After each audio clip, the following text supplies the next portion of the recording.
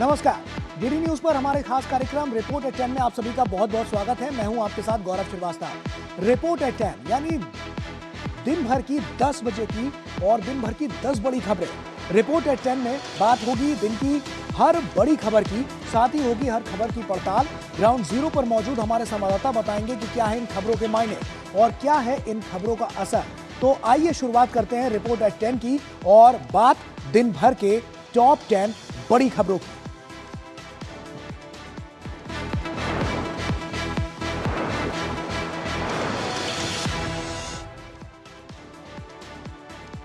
और आइए report eight 10 की शुरुआत करते हैं और सबसे पहले नजर डालते हैं सुर्खियों पर। सबसे पहली हमारी खबर होगी प्रधानमंत्री मोदी की हुंकार, टीएमसी को मिलेगी विश्वासघात की महासजा। क्यों कहा है प्रधानमंत्री ने ऐसा, बताएंगे आपको।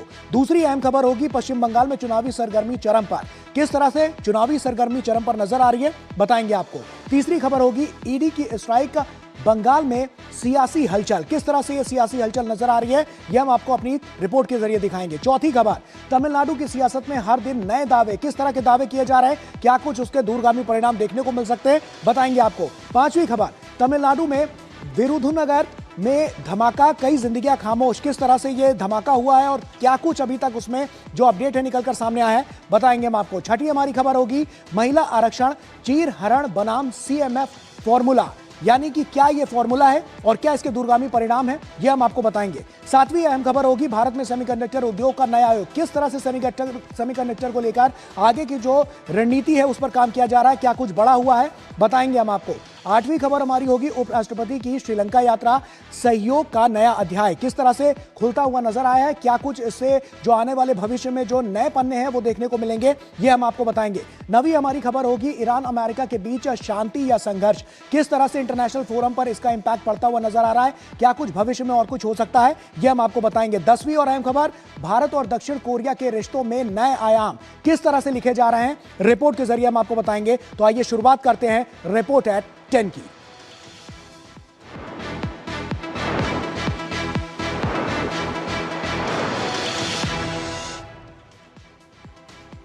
और आइए शुरुआत करते हैं। प्रधानमंत्री ने बांकुड़ा, पुरुलिया, झारग्राम और पश्चिम मेदिनीपुर में चुनावी रैलियां की। उन्होंने नारी वंदन अधिनियम संशोधन विधेयक को लेकर तृणमूल कांग्रेस पर साजिश करने के आरोप भी लगाए। उन्होंने कहा कि तृणमूल का यह काम संविधान के गला घोटने जैसा है। क्या कुछ कहा है, रिपोर्ट के जरिए आपको दिखाते हैं। प्रधानमंत्री ने बांकुड़ा, पुरुलिया, झारग्राम और पश्चिमी मिदनापुर में चुनावी रैलियां की। इन रैलियों में प्रधानमंत्री ने नारी वंदन अधिनियम संशोधन को लेकर तृणमूल कांग्रेस पर साजिश करने के आरोप लगाए। पीएम ने यहां साफ तौर पर कहा कि तृणमूल का यह काम संविधान का गला घोटने जैसा है। टीएमसी की निर्मम सरकार का बचना संभव ही नहीं है। बीजेपी की सरकार बनना तय है। प्रधानमंत्री की चुनावी रैलियां जिस क्षेत्र में थीं वो जंगल महल का इलाका है, आदिवासी बहुल है, झारखंड और ओडिशा की सीमा से लगा है। झारग्राम में प्रधानमंत्री ने तृणमूल के सिंडिकेट, आदिवासी समुदाय को योजनाओं से दूर रखने की साजिश और बिजली के कमी के मुद्दे पर सीधा हमला बोला। मोदी ने संकल्प लिया है यहाँ के कोयले के लूटने वालों को, आपको अंधेरे में रखने वालों को छोड़ा नहीं जाएगा। चुन चुन करके इन लुटेरों का हिसाब किया जाएगा। पुरुलिया, बांकुरा, झारग्राम और पश्चिम मेदिनीपुर में कुल 40 विधानसभा सीटें हैं। इन सीटों पर भाजपा बढ़त बनाना चाहती है। इसलिए प्रधानमंत्री की रैली में जहां आदिवासी समाज के लिए तृणमूल सरकार की बेरुखी का मुद्दा उठा, तो वहीं उन्होंने विधानसभा और संसद में महिला आरक्षण पर तृणमूल कांग्रेस की साजिश का भी मुद्दा उठाया। टीएमसी ने कांग्रेस के साथ मिलकर साजिश रची और इन्होंने महिलाओं के लिए 33% सीट सुरक्षित रखने का कानून नहीं बनने दिया। प्रधानमंत्री मोदी ने भ्रष्टाचार को भी सीधी चेतावनी दी कि 29 अप्रैल से पहले आत्मसमर्पण कर दें, वरना 4 मई के बाद जेल ही उनकी सही जगह होगी। प्रधानमंत्री के हमलों के बाद चुनावी मुकाबले को और तेज माना जा सकता है। ऐसे में साफ है कि जंग महल में इस बार जो लड़ाई है वो सीटों की नहीं, बल्कि ये लड़ाई और ये जंग सियासी वर्चस्व की है। वेस्ट मिदनापुर से कैमरा सहयोगी सुनील कुमार के साथ मैं अमरेंद्र गुप्ता, डीडी न्यूज। पश्चिम बंगाल में चुनावी सरगर्मी अपने चरम पर है और इसके साथ ही सियासी टकराव भी लगातार खुलकर सामने आ रहा है। एक तरफ ईडी की छापेमारी ने राजनीतिक माहौल को गरमा दिया है, तो वहीं दूसरी तरफ बीजेपी और टीएमसी के बीच आरोप प्रत्यारोप के दौर भी खुलकर सामने आ रहे हैं। सत्ता और विपक्ष एक दूसरे पर भ्रष्टाचार, डराने धमकाने और साजिश के आरोप लगा रहे हैं, जिससे चुनावी मुकाबला और भी तीखा और दिलचस्प होता जा रहा है। ईडी की कार्रवाई के बाद राजनीतिक घमासान खुलकर सामने आ गया है। बीजेपी ने इसे भ्रष्टाचार के खिलाफ सख्त कदम बताया है। वहीं मुख्यमंत्री ममता बनर्जी ने आरोप लगाया कि उनकी पार्टी के कार्यकर्ताओं को डराया धमकाया जा रहा है। जिसने कट मनी लाया, कमीशन खोरी की, सिंडिकेट के माध्यम से यहाँ के लोगों को हकमारी करने का काम किया, उनको तो सजा मिलेगी। हम पर हर दिन ईडी की रेड पड़ रही है। आपको अचानक चुनाव के समय ये क्यों याद आया? चुनावी रैलियों में भी आरोप प्रत्यारोप तेज हैं। जेपी नड्डा ने दावा किया कि बंगाल की जनता बदलाव चाहती है। वहीं अभिषेक बनर्जी ने बीजेपी को हराने का दावा किया। उधर राहुल गांधी ने टीएमसी पर बीजेपी को फायदा पहुंचाने का आरोप लगाया। अगर टीएमसी ने अपना काम किया होता, बीजेपी दिखती ही नहीं बंगाल में। बीजेपी को जिताने के लिए और सत्ता में लाने के लिए वेस्ट बंगाल की जनता ने अपना मन बना लिया। इस बीच चुनावी रणनीति संस्था आईपैक को लेकर भी सियासत गर्मा गई है। कर्मचारियों को छुट्टी पर भेजे जाने की खबरों ने अटकलें बढ़ाई, हालांकि टीएमसी ने इसे सिरे से खारिज कर दिया है। कुल मिलाकर बंगाल का चुनाव अब सिर्फ रैलियों और वादों तक सीमित नहीं रहा, बल्कि ये आरोप, कार्रवाई और जवाब की तिहरी लड़ाई बन चुका है। हर दल अपने वादे के साथ चुनावी मैदान में है, लेकिन असली फैसला उसी जनता को करना है जो इस शोर के बीच सच और सियासत में फर्क तय करेगी। चुनाव के ब्यूगल बजते ही ईडी के स्ट्राइक ने हलचल मचा दी है। सोना पप्पू सिंडिकेट, जमीन के ऊपर कब्जा, बिल्डर जय कामदार की गिरफ्तारी और मनी लॉन्ड्रिंग अब सीधे कलकत्ता पुलिस के अफसर तक पहुंच गई है। प्रवर्तन निदेशालय ने कोलकाता में डिप्टी कमिश्नर शांतनु सिन्हा और कारोबारी जॉय कामदार से जुड़े ठिकानों पर छापेमारी की।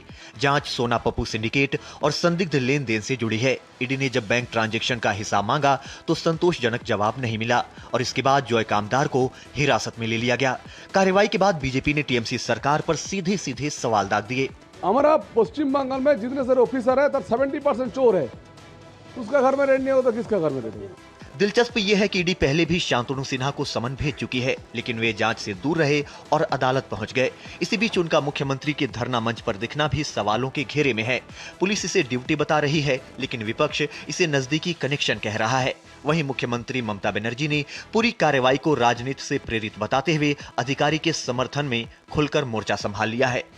सिक्योरिटी देखे तार बाड़ियों सकाल থেকে রেড করছেন, তার মানে আপনারা কি আমায় খুন করতে চান না হত্যা করতে চান?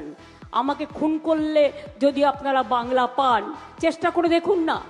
ईडी की तलाशी में भारी नकदी, सोने चांदी के आभूषण और अहम दस्तावेज मिलने का दावा किया गया है। इन्हीं सुरागों से जांच अब ऊंचे स्तर तक पहुंचती दिख रही है, जिससे मामला और संवेदनशील हो गया है। ईडी के इस कार्रवाई ने एक बड़ी सवाल खड़ा कर दिया है। क्या ये भ्रष्टाचार के खिलाफ सही में एक सख्त कदम है या फिर सियासी टकराव का साजिश? जवाब जांच में छिपा है, लेकिन असर बंगाल की राजनीति में दिखने लगा है। 23 अप्रैल आने से पहले जिस तरीके से गर्मियां बढ़ रही हैं, उसी तरीके से तमिलनाडु की सियासत भी गर्म हो रही है। बीजेपी और एआईडीएमके जहां जनता के बीच अपने वादों को लेकर जा रही हैं, तो वहीं डीएमके और कांग्रेस पिछले 5 सालों के कामों के बारे में बात कर रही हैं। तमिलनाडु में विधानसभा चुनाव के लिए प्रचार अभियान चरम पर है। केंद्रीय गृह मंत्री अमित शाह ने मोदकुरिची और मयालपुर में जनता के बीच पहुंचकर भाजपा के लिए चुनाव प्रचार किया। इस दौरान उन्होंने डीएमके सरकार पर जोरदार हमला बोलते हुए उसे भ्रष्टाचार में लिप्त बताया। केंद्रीय गृह मंत्री ने तमिलनाडु के लोगों से वादा करते हुए कहा कि तमिलनाडु को उसका खोया हुआ गौरव वापस दिलाएंगे। नरेंद्र मोदी जी के नेतृत्व में फिर से एक बार तमिलनाडु को अपना खोया हुआ गौरव वापिस दिलाने का हमारा संकल्प है। रक्षा मंत्री राजनाथ सिंह ने पानागुड़ में रोड शो किया। इस दौरान उन्होंने राज्य में कार्तिकेय दीपम जलाने की पवित्र परंपरा को फिर से शुरू करने का वादा किया। मैं आपको विश्वास दिलाता हूं, यह सुनिश्चित करेंगे कि कार्तिकेय दीपम जलाने की पवित्र परंपरा फिर से यहां प्रारंभ हो। यह आपका हक है और यह भाजपा की गारंटी है मेरे बहनों भाई। कांग्रेस नेता केसी वेणुगोपाल ने सिंहनल्लूर विधानसभा क्षेत्र से कांग्रेस उम्मीदवार के समर्थन में रामनाथपुरम क्षेत्र में चुनाव प्रचार किया। वहीं टीवी के प्रमुख विजय ने तिरुचिरापल्ली पूर्व से अपनी पार्टी के उम्मीदवार के लिए प्रचार किया। तमिलनाडु के मुख्यमंत्री एम के स्टालिन ने चेन्नई के लिए चेन्नई सुपर 6 घोषणा पत्र जारी किया। इस घोषणा पत्र में बेहतर सामुदायिक स्थान, चेन्नई भर में बेहतर आवागमन, बुनियादी ढांचा विकास, उत्कृष्टता का एक वैश्विक केंद्र और वैश्विक प्रतिभा प्रवेश द्वार का वादा किया गया है। डीएमके कांग्रेस गठबंधन की बात करें तो ये अपने पिछले 5 साल के कामकाज और अपनी रणनीति को धार देने में लगे हुए हैं। वहीं दूसरी तरफ बीजेपी, एआईएडीएमके, कांग्रेस और डीएमके पर उनके पिछले 5 साल के कामकाज को लेकर हमलावर है। तमिलनाडु के विरुधुनगर में पटाखे फैक्ट्री में हुए भीषण विस्फोट ने कई जिंदगियों को झकझोर कर रख दिया है। इस हादसे में कई लोगों की जान जाने की आशंका है। फिलहाल राहत और बचाव अभियान चलाए जा रहे हैं और प्राथमिकता है कि मलबे में दबे फंसे लोगों को बाहर सुरक्षित निकालना और घायलों का इलाज सुनिश्चित करना। विरुधुनगर जिले की एक पटाखा यूनिट में जोरदार धमाके से बड़ा हादसा हुआ। शुरुआती जानकारी के मुताबिक 20 से ज्यादा लोगों के हताहत होने की आशंका है, जबकि कई लोग अब भी मलबे में दबे बताए जा रहे हैं। घायलों को नजदीकी अस्पतालों में भर्ती कराया गया है। कट्टनार पट्टी इलाके में हुए इस विस्फोट की तीव्रता इतनी ज्यादा थी कि आसपास की अन्य यूनिट्स और इमारतें भी प्रभावित हुईं। मौके पर दमकल, पुलिस और राहत टीमें जुटी हैं और मलबा हटाने का काम जारी है। प्रशासन ने इलाके को घेरकर सुरक्षा व्यवस्था मजबूत कर दी है।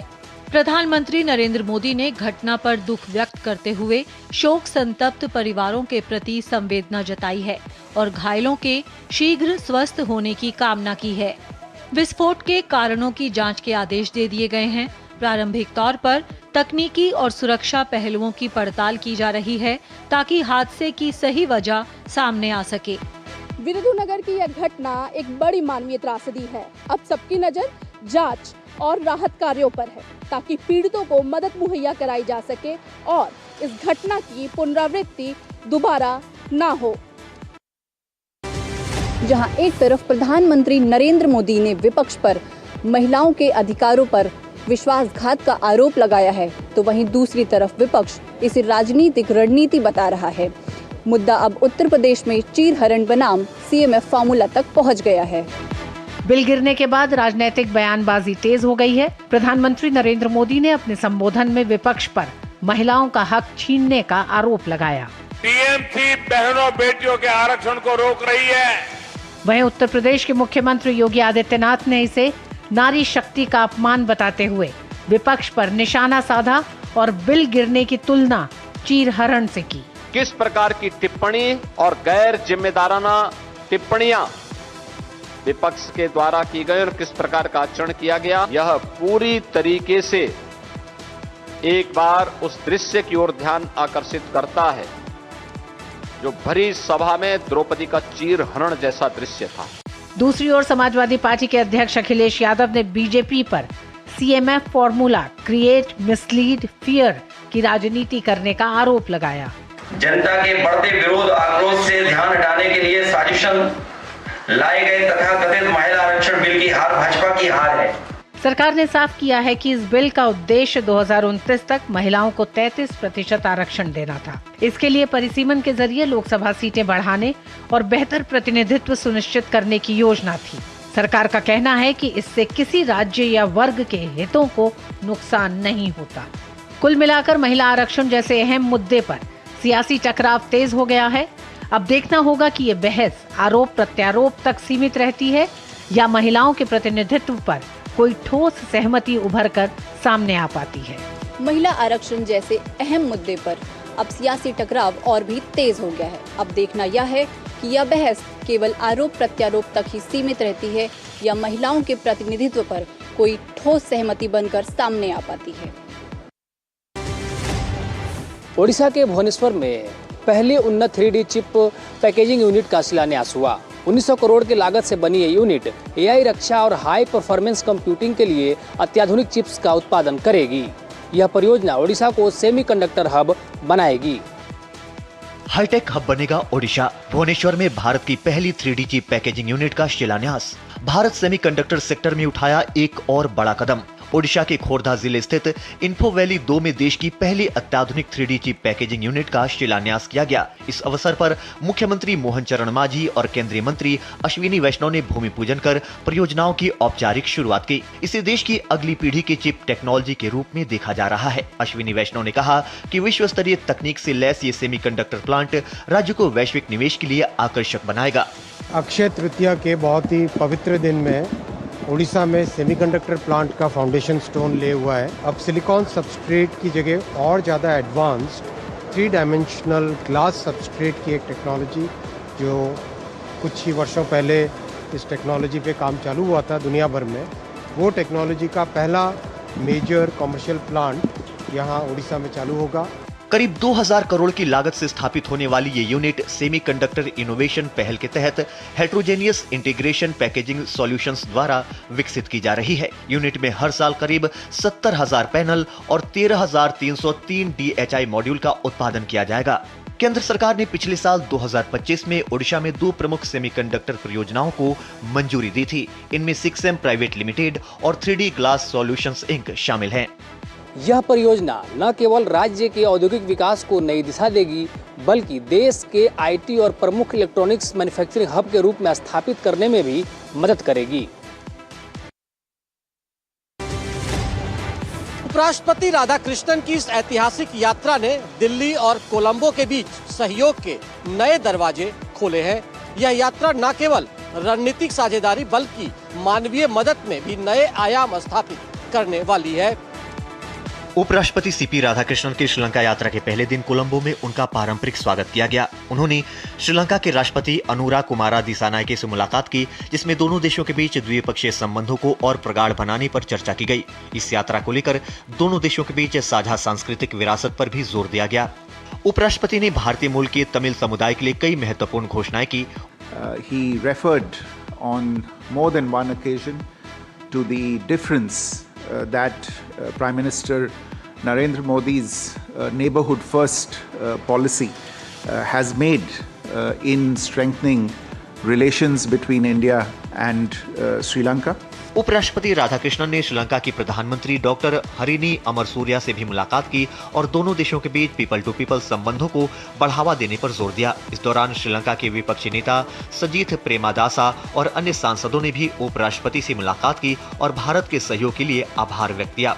उपराष्ट्रपति सोमवार को श्रीलंका के नुवारा एलिया की यात्रा करेंगे। अपनी इस यात्रा के दौरान वो भारतीय आवास परियोजनाओं का दौरा करने के साथ ही तमिल समुदाय के लोगों से भी बातचीत करेंगे।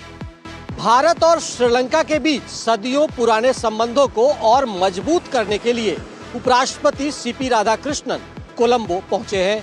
यह किसी भारतीय उपराष्ट्रपति की श्रीलंका की पहली आधिकारिक द्विपक्षीय यात्रा है।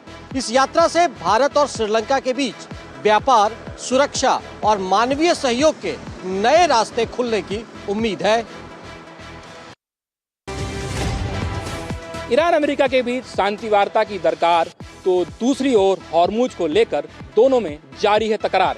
एक ने अंदर से बंद किया तो दूसरे ने बाहर से प्रवेश पर लगाई रोक। राष्ट्रपति ट्रंप ने ईरान को हॉर्मुज को लेकर अमेरिका को ब्लैकमेल न करने की चेतावनी दी है।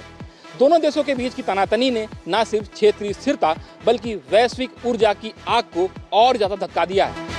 अमेरिका और ईरान के बीच जारी युद्ध विराम के बावजूद स्ट्रेट ऑफ हॉर्मुज को लेकर दोनों देशों के बीच जुबानी जंग बंद होने का नाम नहीं ले रही है। ईरान का कहना है कि जब तक ईरानी बंदरगाहों से अमेरिकी नाकेबंदी नहीं हटाई जाती तब तक स्ट्रेट ऑफ हॉर्मुज बंद रहेगा। ईरान की संसद के स्पीकर मोहम्मद बाघेर गालिबाफ ने कहा कि नाकेबंदी के बावजूद हॉर्मुज हमारे नियंत्रण में है। अगर आज भी स्ट्रेट ऑफ हॉर्मुज में आवाजाही हो रही है तो इसका मतलब है कि हॉर्मुज हमारे नियंत्रण में है। इस नाकाबंदी का मतलब है कि हर कोई आ जा सकता है ईरान को छोड़कर। यह कितना मूर्खतापूर्ण और नासमझी भरा फैसला है। ईरान और अमेरिका के बीच जारी 2 हफ्ते के युद्ध विराम की मियाद बुधवार को समाप्त हो जाएगी। आपसी तनातनी के बावजूद दोनों देशों के बीच बातचीत भी हो रही है। विश्वास की कमी के बावजूद हमने नेक नियत से काम किया है। हमारा मकसद एक स्थायी शांति हासिल करना है। ट्रंप ने कहा कि ईरान के पास अब नौसेना और वायुसेना नहीं बची है। उनके पास कोई नेतृत्व नहीं है। इसके बावजूद हम उनसे बात कर रहे हैं, तो उसको भी नरमी से पेश आना चाहिए। युद्ध विराम के बावजूद अमेरिका और ईरान के बीच तनाव और ज्यादा गहराता जा रहा है। स्ट्रेट ऑफ हॉर्मुज को लेकर दोनों देशों की सख्त बयानबाजी ने हालात को बेहद संवेदनशील बना रखा है।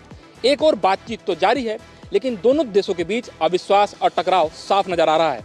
ऐसे में सवाल यह है कि बुधवार के बाद यह युद्ध विराम जारी रहेगा या पश्चिमी एशिया में एक बार फिर मिसाइलों और ड्रोन की गूंज सुनाई देगी।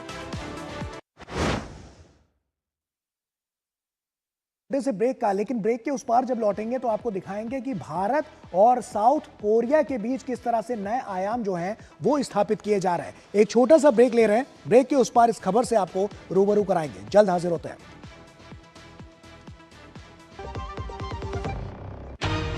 इस देश की हर माँ, बच्चे, बूढ़े, जवान, खिलाड़ी, डॉक्टर, इंजीनियर, सबको गाय भैंस की दूध की शक्ति पर भरोसा है। पर जब इन पशुओं को कपिला पशु आहार मिलेगा, तभी तो दूध सिर्फ ज्यादा ही नहीं, शक्ति से भरपूर भी होगा। कपिला पशु आहार, देश का नंबर 1 पशु आहार। व्यक्तिगत जानकारी के लिए ऑनलाइन अनुरोधों से रहें सावधान। कुछ भी जानकारी देने से पहले जरूर सोचें। कोई भी वैधानिक कंपनी फोन या इंटरनेट पर आपसे निजी जानकारी कभी भी नहीं मांगती। इसलिए ऐसे कॉल या ईमेल आने पर अपनी जानकारी देने से पहले समझदारी दिखाएं और सावधानी बरतें।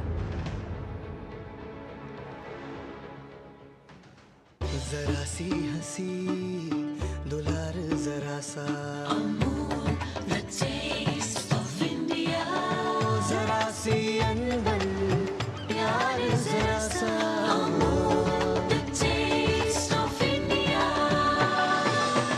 यही तो अमूल है, स्वाद इंडिया का, यही तो अमूल है, टेस्ट ऑफ इंडिया।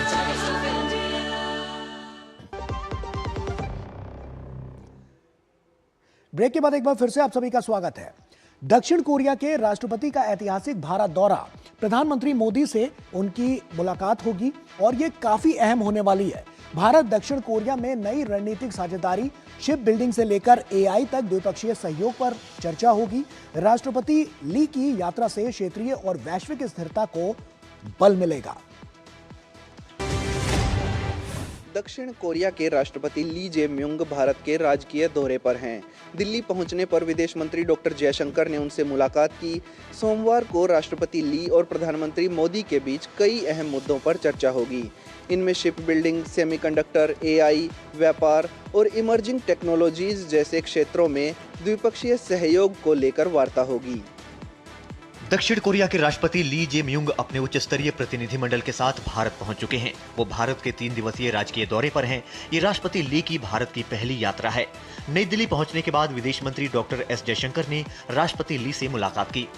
राष्ट्रपति ली के साथ उनके प्रतिनिधिमंडल में मंत्री, वरिष्ठ अधिकारी और बिजनेस लीडर्स भी भारत आए हैं। सोमवार को दक्षिण कोरियाई राष्ट्रपति की प्रधानमंत्री मोदी से मुलाकात होगी। इस दौरान दोनों नेताओं के बीच द्विपक्षीय सहयोग के कई अहम मुद्दों पर चर्चा होगी।